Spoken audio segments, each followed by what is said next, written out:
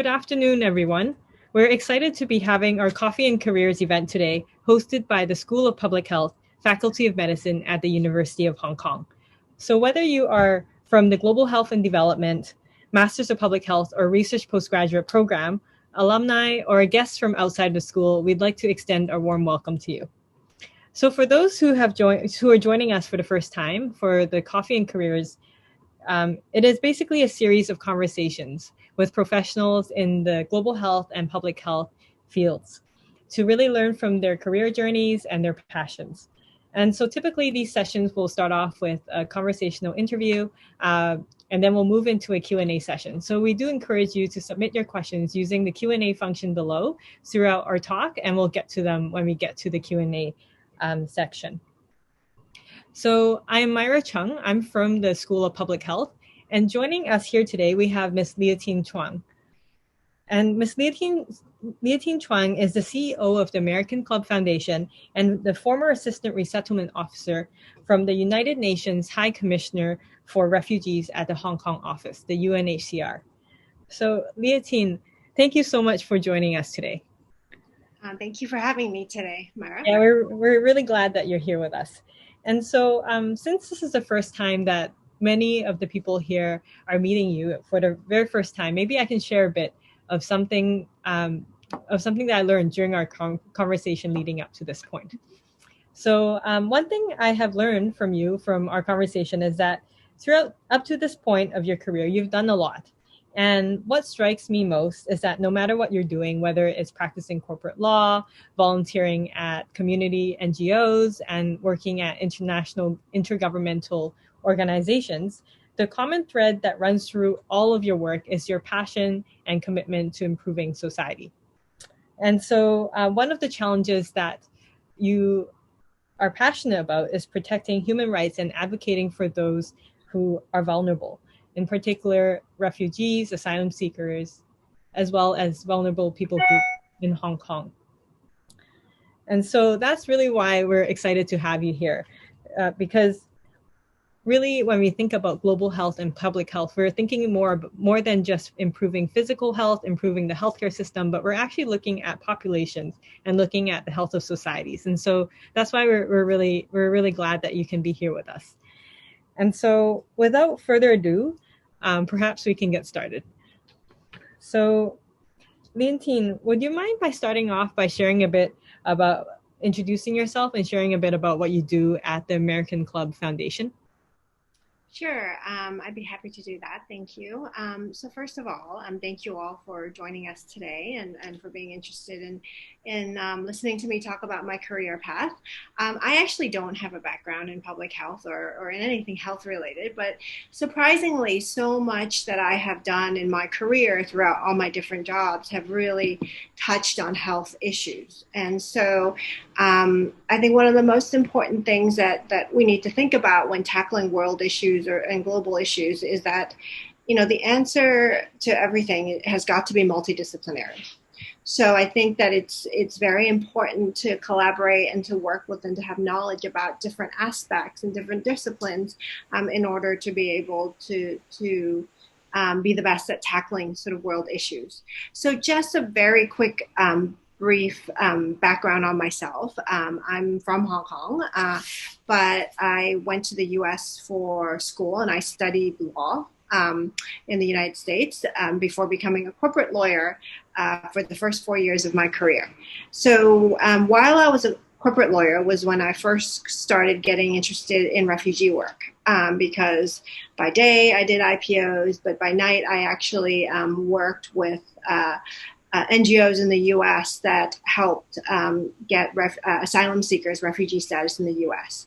So I represented a young man from the Democratic Republic of Congo before immigration court in the U.S. to help him get refugee status. And yes, applying for refugee status is a very sort of legal oriented thing because you're really looking at the events that happen to somebody and whether or not they qualify to be a refugee under international law. But there were so many other elements that we needed to include in our application process. Much of it related to health, actually mental health and impacts on asylum seekers fleeing their countries. from the very beginning of my career, I think, even though I didn't study health, as I said, a lot of what the people that I was working with, the people that I was trying to help, knowing a little bit about health and learning about sort of mental health issues and physical health issues really did help in my representation of the asylum seeker back at that time. So after 4 years in corporate law, I actually then came out and joined the United Nations High Commissioner for Refugees in Hong Kong. And there I started out as a refugee adjudication officer, which again is listening to stories from asylum seekers and determining whether or not they qualify to be refugees under international law. And again, when somebody who's vulnerable and needs help sits in front of you to talk about their problems, they often cannot identify to you, oh, I have a health problem, or oh, I have a legal problem. And so as an adjudicator or as a social worker, or as anybody sitting on the other side trying to help someone, you really have to do a lot to pick out all the different subject areas or all the disciplines that need to come together to work to help any individual. So again, health always plays a big role in any type of refugee work, whether it be mental health or physical health. We worked with a number of doctors to help with asylum seekers who had PTSD. And it's really working with other professionals in sort of social work areas as well as health areas, that only together were we really able to help those refugees that had come to our office to seek assistance. So from the UNHCR, where I spent 10 years working with individual asylum seekers and refugees and providing assistance where we could in different areas, that I moved on to a international nonprofit called PILnet, which is based in New York but has an office in Hong Kong. And there, PILnet is a nonprofit that works mainly with the law and public interest law. And we ran a number of programs actually with the universities in Hong Kong promoting public interest law. We ran a number of programs with international law firms in Hong Kong promoting them to do more pro bono work, meaning provide free legal services to NGOs. And we also ran a number of community programs in partnership with other NGOs locally to teach community law. And again, it was in our capacity being out in the community working with the underprivileged in Hong Kong that the multidisciplinary approach we did find to be quite important. Because as a lawyer going out there, obviously, a lot of times I sit down and I speak to somebody who's seeking help. And they may have some legal issues, or they may have some health issues, or they may have legal and health issues mixed together. And it's really important to be able to work with, again, people from different disciplines to be able to support, the underprivileged and whoever it is that whichever community you are working together to serve. And after working, I think at PILnet for 2.5, almost 3 years, then I came out and now I'm at the American Club Foundation, which I'm their first CEO, and it was founded about 2.5 years ago. And it is the foundation arm of the local private members club, the American Club. And what we aim to do, again, is to look at all the resources that are available to our community, financial resources, human resources, property resources, and see how we can best use those resources in order to help the local community and to make an impact. I think solutions to different types of problems have to be thought about innovatively, and really to include people from different disciplines to work together to provide the resources in order to help. Wow, that's quite a lot of things that you've been doing, and again, like there is a similar running thread throughout it all, which is actually helping and supporting and empowering those who are vulnerable in our society. In this case, like refugees and asylum seekers. And throughout all this work, what do you enjoy most about what you currently do? Well, I think I enjoy the most is helping people. Is really the ability. I am quite lucky. Obviously quite privileged to have been able to go to university, to get a law degree, to have different experiences, to have traveled around the world. And I always, I always enjoyed giving back. I feel, you get an immense sense of satisfaction when you know that you've used your abilities, and not just financial abilities, because I think a lot of times when people think about giving back, they think about financial donation, which is important, but I think people need to also think about their own professional capabilities and how they can serve the community. Because those of us that have had higher education, we're lucky to be in the position that we are. And I really think, I really find great satisfaction out of being able to help individuals and really know that you've changed an individual's life. I think that to me is the most striking and the most satisfying. I once had a Somali refugee tell me that they would name their child after me after I helped her get resettled to the United States.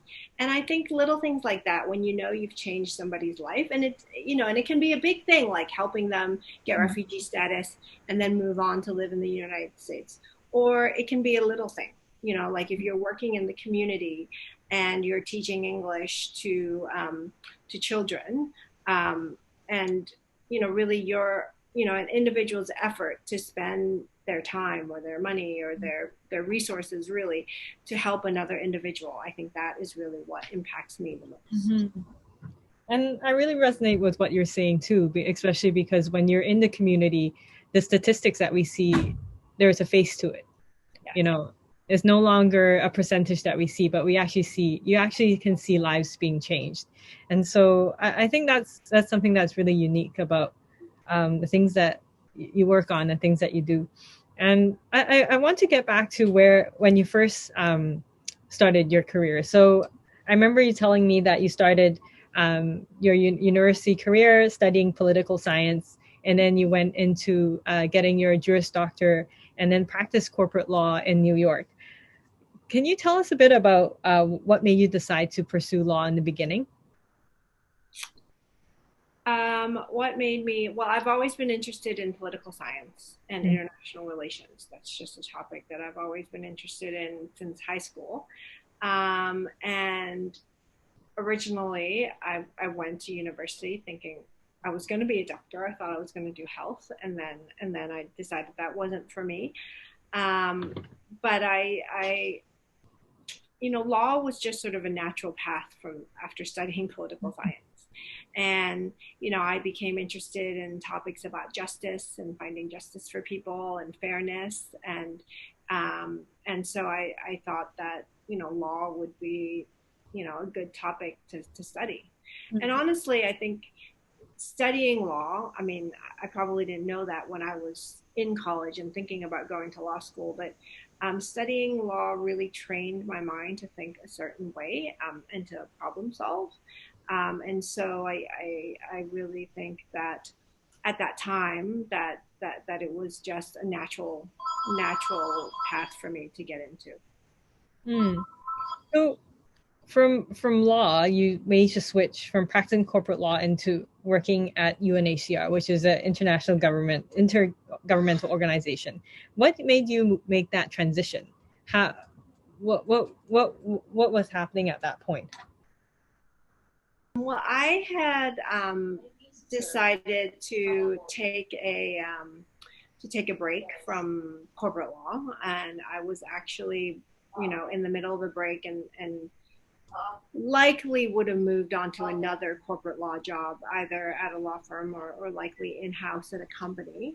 But again, a lot of my career has really been luck, because I was actually reading the South China Morning Post classified post, and there so happened to be a ad for a position at the United Nations High Commissioner for Refugees, and I decided, why not apply for it? I'm in between jobs, and really I just took the chance and applied for it, and then I got the job, and the rest is a little bit history. So I mean, what I always tell people in career talks is sometimes you just have to be in the right place at the right time. So you should always keep an open mind and be on a lookout for interesting things that come along. But I also think that if I had saw that job at a different time, maybe when I was highly satisfied with my job, when I wasn't in between jobs, I might not have applied for it. So, you don't always have a predictable career. It's not always a straight path, but you have to be open to the chances that come to you. Hmm. So so when you got into the UNHCR, what was it like at first? What sorts of work did you start off doing, and what kind of challenges did you face? So I went from a corporate environment, a very sort of formal, big corporate environment, to a international organization, and it was very, very, very, very different. So, I mean, in terms of the actual work itself, I mean, uh, it, it was very, very much more human and much more emotional than any corporate law job. So I think the learning curve was steep because when you do humanitarian work, I mean, even though I wasn't actually in the field, I would imagine that if you were in the field, so in a third world country or a developing country, the impact on you personally and emotionally would be so much more. Right. But even for me, right, sitting in Hong Kong, but sitting across from an asylum seeker from Somalia or an asylum seeker at that time, Sri Lanka was still, when I was at the UNHCR, Sri Lanka was still in the middle of a war. And so there were a lot of Sri Lankans that were here.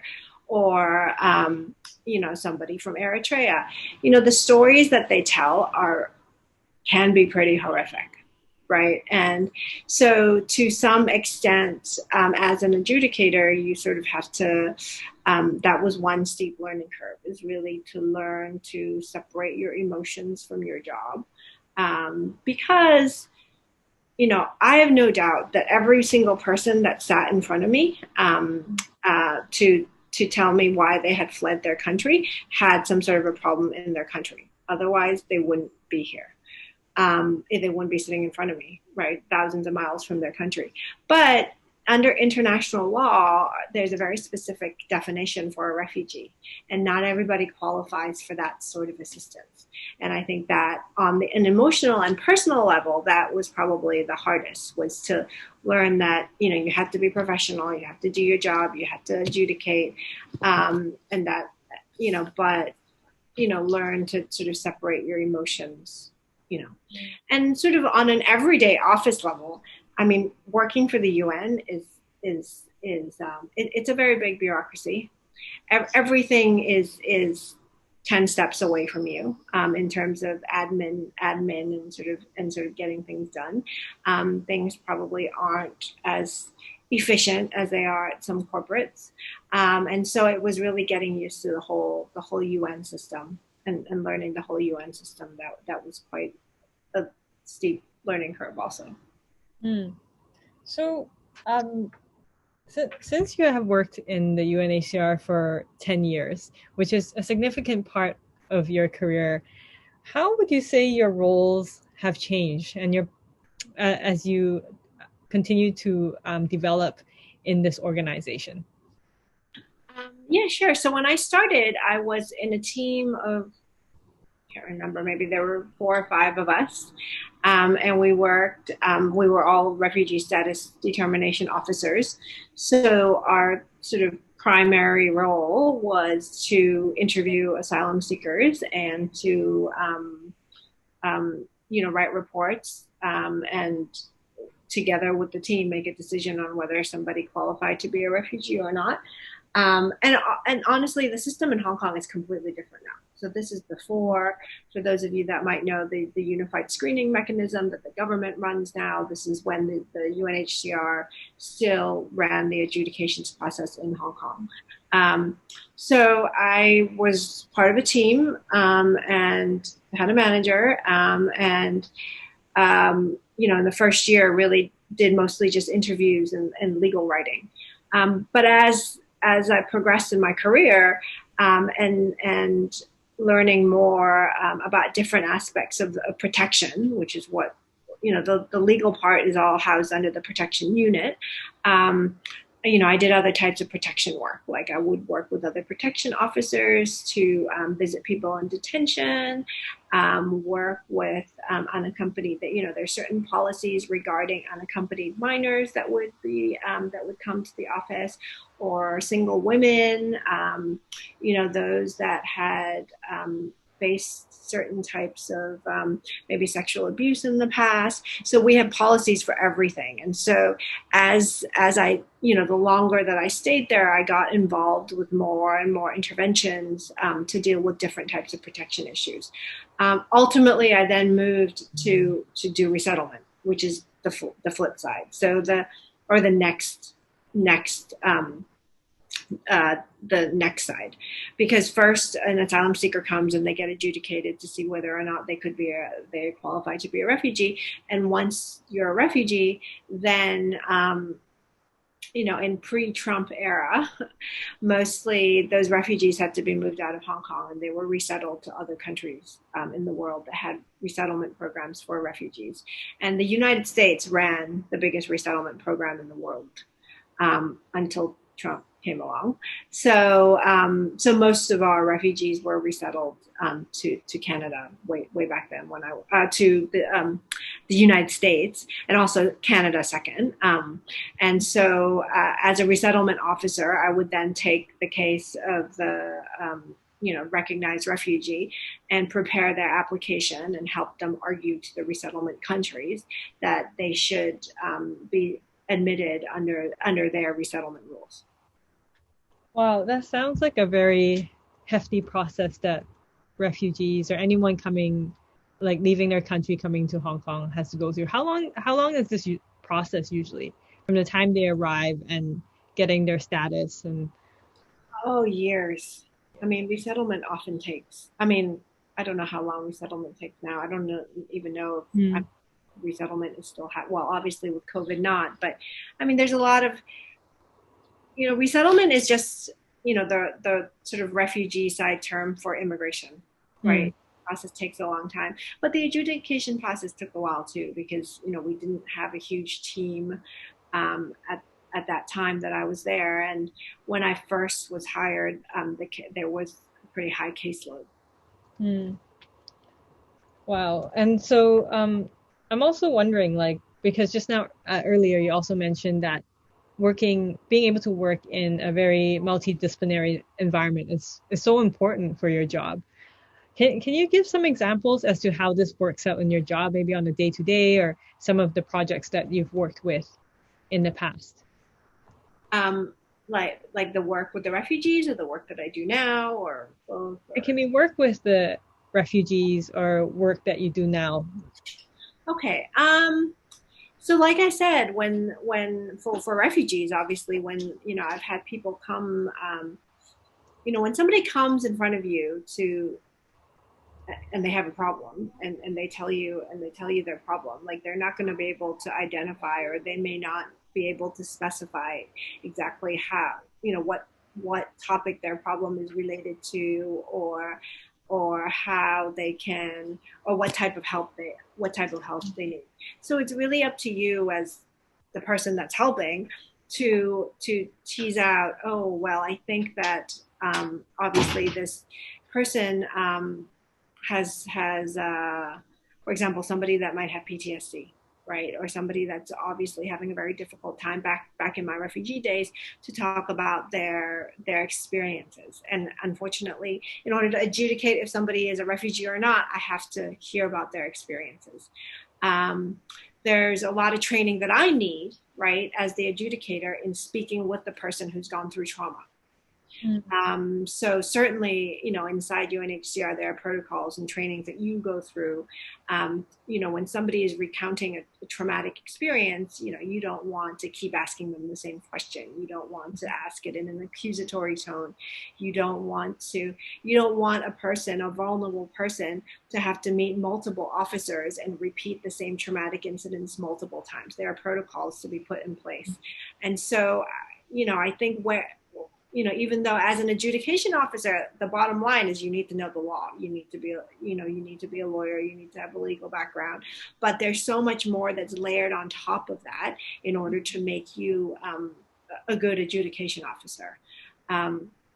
So I think, that's certainly one area, or to deal with women's issues. If you're dealing with, if you're dealing with a female, unaccompanied minor, children's issues, asylum seeker, how do you speak to children?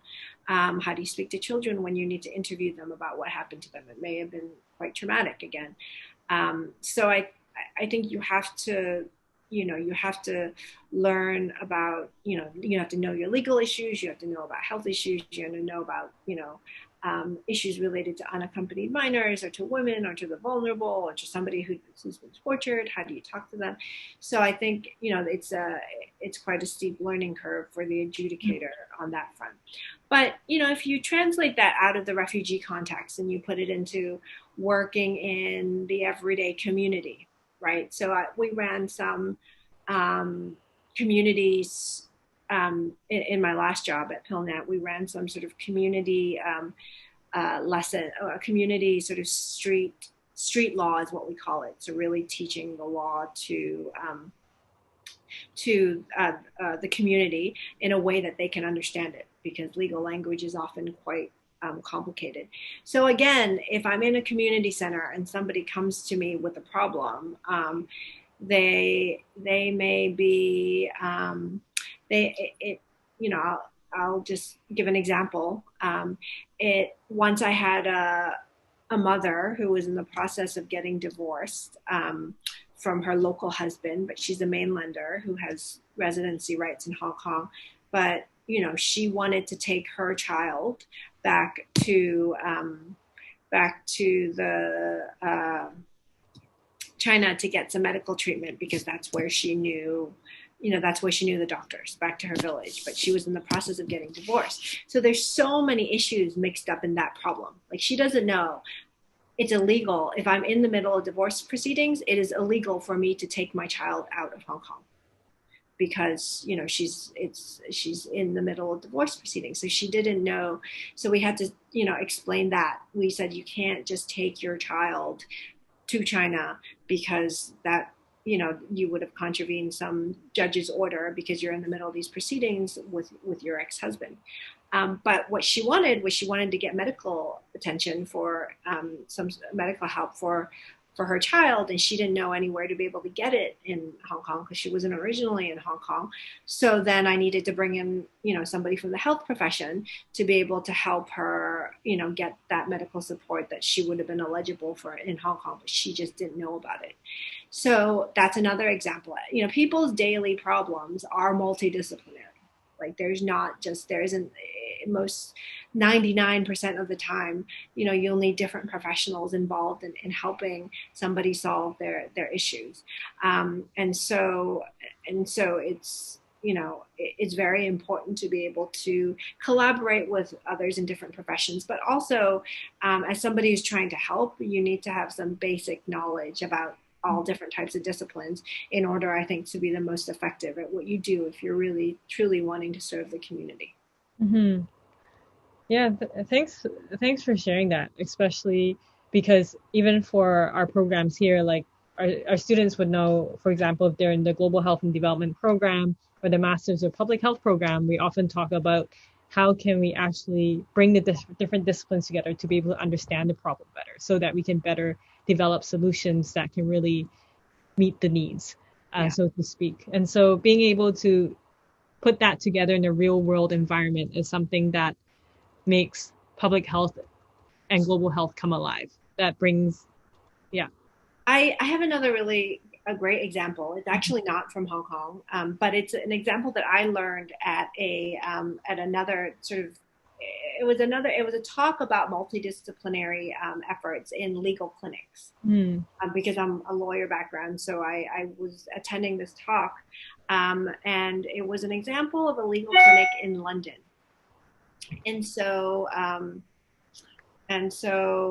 Oh, actually, it wasn't a legal clinic. It was a health. It was a health clinic that was combined with a legal clinic together, because health and law actually can be quite intertwined.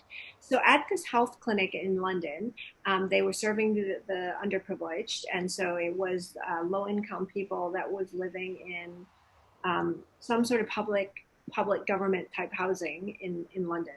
Um, and anyway, they kept seeing people, the health clinic kept seeing people coming from this certain block of this public housing unit, and they had really severe allergies. I mean, really, they were coughing, and the kids had it, and so they would treat it, right? They would treat it with, I don't know, whatever kind of medicine that you used to treat, that sort of allergy. And the people would go away with their medication, and they would take their medication. It would solve the issue, but then they would come back. They would come back after they were out of the medication, and with the same issue. And they couldn't figure out why these people just kept getting sick, and it was over months. And so then they went to the public housing unit to actually do an investigation. And they found that there was a very, very severe mold problem in that public housing unit, in the building. And because of the mold, I mean, mold causes allergies, and it was what was causing these people to be sick. And why there was a mold problem was because the government, or the district government, wasn't doing their job in cleaning the pipes or something in that building. So then it becomes a government issue, because it's public housing, but it wasn't being cleaned properly, and nobody knew what to do with it. And so then they had to call in the lawyers from the legal clinic to go and help write letters to the municipal government in order to clean out the mold in the area. And then after really protracted months and months of sort of negotiation, I think people did end up getting better. But that is, obviously illustrates a close link between, the public health sector and sort of public health, people that work in the public health area needing to work with lawyers in order to clear out a problem that was causing a health issue. Mm. Thanks for sharing that, because I think that touches on a lot of things like working in multidisciplinary settings, being able to collaborate with people from different expertise, and to being able to just problem solve, and so I'm wondering, besides these skills, what are some important skills and character traits that are important when working in international governmental organizations? Well, definitely problem solving, being innovative, and not being afraid to take risks. I think speaking up with your ideas, I think are quite important. You know, I can't stress enough the importance of being out in the field. I mean, you could be out in the field in a developing country, which is great. I mean, I personally never got the chance to do that.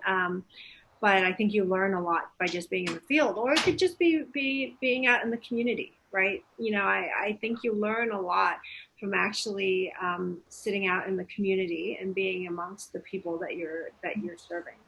And I think it's important to take that step to make sure that you learn the most that you can by actually being in the field. So that's quite important. I think networking is important, and building relationships is very, very important. Um, like I said before, it's really, because of the need to have, multidisciplinary efforts, you really need to make an effort to network, not just with the people in your team or the people in your discipline, but really to reach out to learn about different areas of work that are being done in the community. So I think that networking and building relationships is very important. Um, I can speak about, the UN, right? I think a lot of people are always very enamored with, oh well, how do I get a job in the UN? And it's so hard. I'm like, it is hard. So it's very, very difficult to break into the UN. Sometimes it's luck. Sometimes it's luck like me. I opened a newspaper and I found a job in the UN. But even once you get into the UN, right, um, moving around is really, and getting different jobs within the UN is really about who you know. It's about your reputation. You know, it's about your reputation. It's about building those networks around you. So for anybody, I would say, who's interested in any sort of career in an international organization, it's really about um, building up your name, right? Building up goodwill, and working hard sort of in your younger years, and making sure that people are aware of the things that you've accomplished or that you're doing, and really going out there and meeting as many people as possible. Mm. Yeah, and I think you touched on something that I wanted to ask you about too, because you talk a lot about being in the community, and that's actually one of the emphasis that we have here too. We really have opportunities for our students to go on the field, whether that you might be in the Global Health and Development program or in the Master's of Public Health program. All students have to do a practicum, and probably in an NGO or in an organization or a company, just to really figure out what are these needs. And so I'm wondering, in terms of community work, can you share a bit about what types of volunteering you've done in the past or even right now? Sure. So I think it's important to learn about different issues that are affecting the community that you live in. And there's so many different opportunities, even in Hong Kong, right? Obviously, there's a lot of opportunities abroad which are not accessible currently because of COVID. But in the community in Hong Kong, there's lots of different areas that you could that you could work to help. I mean, I've personally done work mentoring young children or reading to young children, because education is a is an area of passion for me. I've worked with NGOs that deal with food insecurity in Hong Kong, so packing food bags or delivering food to the needy. Um, that sometimes is some of the things that people don't think about consciously in Hong Kong, especially because we live in relatively wealthy cities, so you don't see hunger. It's not like you think about Africa where, you know, there's famine and people are starving. That's very apparent. Like you wouldn't walk around seeing that in Hong Kong. But there's actually a lot of people in Hong Kong that are food insecure. Mm. What what food insecurity is when you're not sure if you have enough money for your next meal, or Mm. if you have enough money for food tomorrow, or you know and I think there are actually a lot of people in Hong Kong that are food insecure, that have rely on food handouts to supplement what they consume each week. And so that to me is also an area that I am quite passionate about. So I've done a number of volunteer activities, working with sort of giving out food or donating food or packing food. Mm. So through all these different community work that you've been part of, what do you think what do you think are some of the skills and lessons you've learned through these different activities you're part of that have contributed to your career? To take risks, I Mm. think, well, I mean, to take calculated risks. I think, let me revise that. So I'm a lawyer at heart, so I'm very careful. But if you don't try new things, or if you don't take on challenges, or if you don't take risks, or if you don't try out a new innovative idea that you might have in your mind, you won't move forward. Mm. It'll always be status quo, right? And so when you're talking about serving the community or solving world problems, I mean, I think, if you're studying global health or public health, I mean, I think you have the mindset that you probably want to help solve some world problems. And I think that if you don't take risks, and if you don't, or calculated risks, and if you don't try a new thing, if you're if you don't try new things or look at sort of innovative ways to deal with problems, I don't think that you will get very far. Mm. So I think that especially when you're younger, right, when you're early in your career, I think it's important to challenge yourself, right, and try different things because the older you get, the harder it will be. Mm. Yeah, and I think yeah, this also brings me to one of the questions I have as well. So since there's COVID, a lot of us are stuck in Hong Kong, so to speak, and a lot of students are having their summer holiday soon, and there's a lot of questions about, where can I get an internship? Where can I get a volunteering experience? I'm just wondering, from your perspective, what kind of advice do you have um, for our students, or and where to get started? Just because, like what you said, a lot of times, when we think of alleviating poverty, we think of going to Africa, going to or going to different parts of Southeast Asia, but actually being in Hong Kong, there is a lot of needs as well. And so can you give us some tips or some advice? Yeah. I think this is where networking comes in. Networking is very important because or just putting yourself out there to volunteer. There are so many volunteer experiences that are available out there, right? There's so many platforms that you can use, hands-on, social career, in order to find volunteer opportunities. And when you go and volunteer, you need to network with the people that are organizing the volunteer experience because that's where you meet. You try. The great thing about platforms like Hands On and Social Career is that you can try different things, right? You can try, or you can try different volunteer experiences at different organizations and find something that you're very passionate about, right? And once you've found that what thing you're passionate about, keep volunteering with them and meet the people that are running the organizations and offer your services.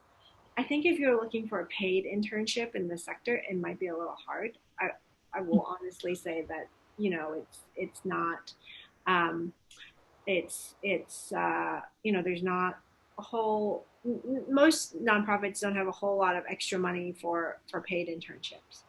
And so jobs are not necessarily as plentiful in the public sector as it might be in the private sector, but that's where networking comes in, right? Like when you're still a student and if you can afford to volunteer more and to meet more people and to make your mark.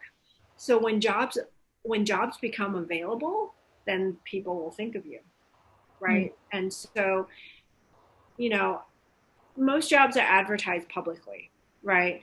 But I can, because this is what I do, I'm hiring right now. So I'm thinking about who I want to hire. And I go to my own networks first. I think about people that I know that have worked for me either as an internship or in past jobs. And I will reach out to them first because I know them and I know their work. This is why building your reputation is important and networking is important because you want people, especially if you want to work in this sector, to remember you. Mm. Um, and so I think that in terms of looking for internships, it really is just getting out there and trying different things. And you don't have to, and if you volunteer first, right, then you can get a feel of what that organization is like or what the work that they do, what that entails, or what their beneficiary group, who are they. And I would highly, highly suggest find something that you're passionate about, right? Because then it's enjoyable. Find an area where you want to learn something more about it, or you want to become an expert in that area, and just get as involved as you can. And volunteer experiences turn into internships, and internships may turn into job opportunities. Mm. I have another friend who recently started her own NGO, and when I was having a coffee with her last week, and talking about she was hiring some paid interns, so that's rare, but she had money for paid interns, and she reached into her pool of Hong Kong youth students who have interned for her before, people that she actually worked with in a previous job, and she reached back out to them first. So that again is illustrative of how important networking is and making a good impression. Mm. Now, don't think, oh, this is just volunteer job or this is just an internship. I don't have to give it my all, or I don't, Mm. I can be a little bit late. People remember. Mm. People remember the internship, the intern that or the volunteer that worked hard, that came on time, that stayed overtime, that put in more effort than everybody else. And when the jobs pop up, those are the people that are going to be in line first. Mhm.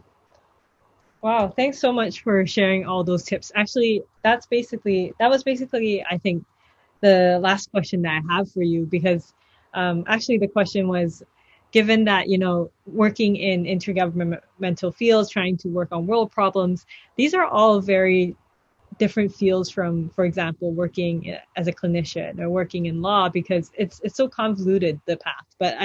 But the types of advice that you've given us to our students, being able to put yourself out there, being able to network, being able to, take risks, like especially when you're younger, you don't have too many things to take care of yet. You can actually put yourself out there to try new experiences. I think all of these things are very, very tangible things that students can be doing or we can be doing. And so thank you so much for sharing from such a real perspective. I think this is something that we don't really get just by looking outside. So we really, really appreciate your sharing.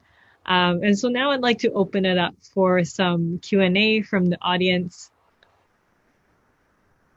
Okay, so there's one question that came in saying that, like, if you were to talk to your 20-year-old self, what would be the advice you'd give yourself?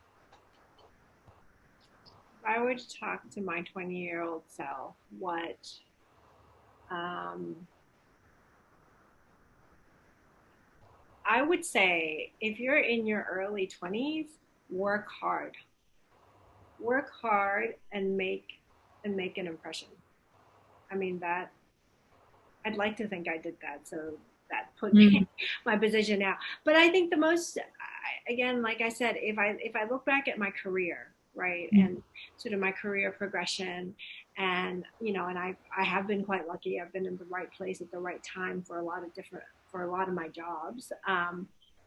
But to get to where I was today, and I still work hard today, but I think you know, working hard and giving it your all when you first start your career and making a name for yourself, I think that is really really important because that's the points that you gain in your early days. It's going to pay off at the end. It's going to pay off towards the middle and the end to get the jobs that you really want to get, mm, right? And also I would tell my 20-year-old self, if it means that you have to stay up all night or but this is more in corporate law because I actually don't think it happens as much in the public sphere, but if it means that you have to stay up all night to do it, then stay up all night to do it, mm, right? Don't be afraid of hard work because it'll hard work pays off. mm. And I mean, it pays off while you're in school, and it definitely pays off in the workplace. Um, we also have we just had another question that came in. What are the job prospects in Hong Kong for someone studying global health and development? What are the job products? Well, it depends what you want to do, right? I think that the great thing about what I understand of sort of the global health and public health program in Hong Kong U is that it is so multidisciplinary. And I know I keep using that word over and over and over again, but you can do anything, right? You're not tied down to, working for a health organization. Mm, It's just like for myself, right? I'm a lawyer, right? But we're no longer living in a world where lawyers have to work in law firms and bankers have to work in banks, and doctors have to work in hospitals, right? I think mm, that you should be able to use your skills and everything that you've learned in school and look beyond and look at different types of organizations. It's really how you use what is your skill set, right? Your skill set is beyond just the word public health or the word global health, and it's really applying what your skill set is to really any job out there. So it's hard to answer the question, what are the job prospects for global health students, because you could work in so many different sectors. And I mean, honestly, I think it's difficult in the last 2 years with COVID and for most people, right, looking for jobs. But I would say don't be so narrow-minded. Look broadly. Look at many different types of opportunities that are available out there. And if you don't get your first choice, or if you know there are always stepping stones, right? And I think that you shouldn't have your heart set on a specific type of career and only go for jobs that go for that career. You should really be open-minded and try different things and try different experiences and see what comes to you. Great, thanks for that. Okay, we have another question that came in. Working in an international organization and in various cities, what were the cultural difficulties encountered with coworkers, or even cultural barriers with handling refugee cases? I mean, there will always be.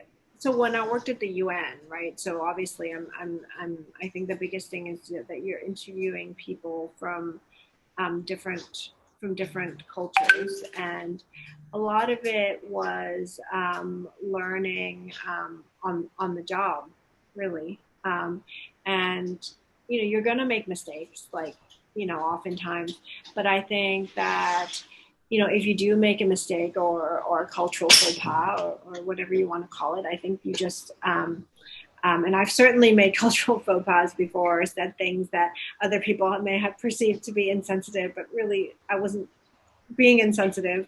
I think you just have to be willing to apologize, right? And I think that's an important thing also, is to know that when you're wrong, that you need to admit that you're wrong and to apologize. Everything is a learning process, and I find that people, are generally understanding as long as you are open to apologizing. And obviously, there will always be a learning curve. So just be open to being out in the field and experiencing new things and learning about different cultures and learning as you go, and be willing to make those missteps and then to apologize if needed, and then to grow from it. Yeah, and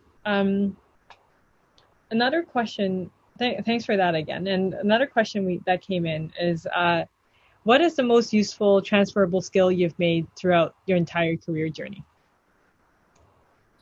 Most useful transferable skill. I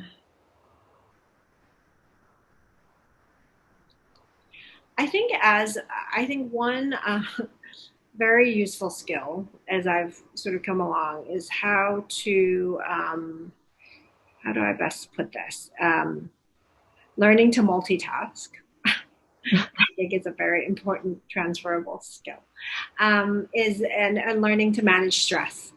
I think that is one thing that I haven't really quite talked about. So I've been put in very stressful situations, like from corporate law situations where I've been up for 30 to 40 hours in a row and having to deal with really harsh clients and deadlines, to on a more personal level. Dealing with more emotional sort of human interactions at the UN.